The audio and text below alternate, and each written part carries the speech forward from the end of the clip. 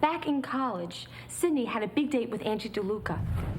He wasn't much of a ladies' man, and he was trying to impress her. So the two of you cooked up a plan? Yep, you cooked up a plan. Would you like to tell it? No, you're better at telling it. No, yeah, but go ahead, you can tell it. No, you tell it. I'll tell it next time. For God's sake, somebody tell it.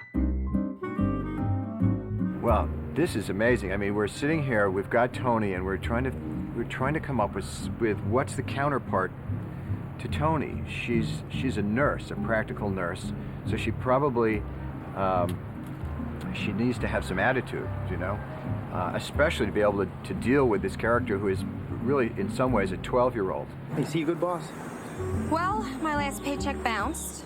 I can't take a vacation because he can't live without me. And 2 nights ago, he called me at 4 a.m. because he saw a cockroach. It was pretty big.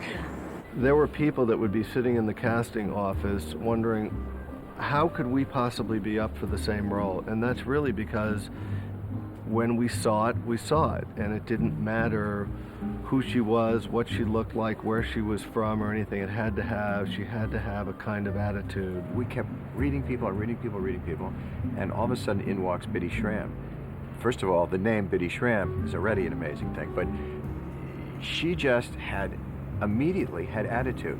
And it was just hysterical to watch the two of them because she's constantly looking at him like he's a complete idiot. Don't touch anything.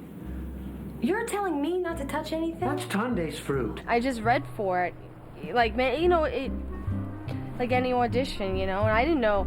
Well, I saw Tony was involved with it and stuff, but I just read it. I really wasn't thinking I want this, or I just read it, and when you audition, you never know, you know. And then when I got it, I was very happy. She's a character in real life, and she brings a lot of that to the part. And she also eats like no woman I have ever seen. I mean, the woman just has just incredible appetite. She could eat me under the table. It's a horrible thing to say. Biddy is what you see is what you get. She's the real deal, no nonsense. Very cool girl. It's to the point now where I can't remember who else auditioned for Sharona. That's how she's my Sharona. You know, that to quote the old song. Oh, I'm sorry. I thought this was my office.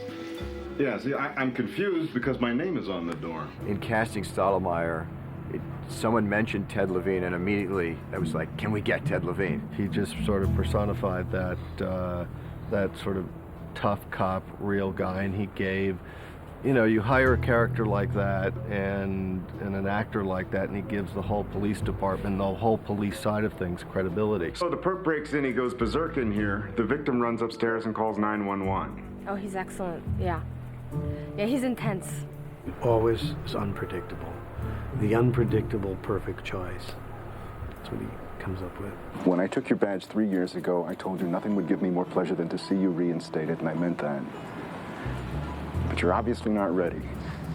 Is that you talking or the uniform? I am the uniform, Monk. You didn't understand that back when I was your watch commander. Now you just stay out of my way, and we'll be fine. Yes, sir. And I'm sure you and Karen will work things out.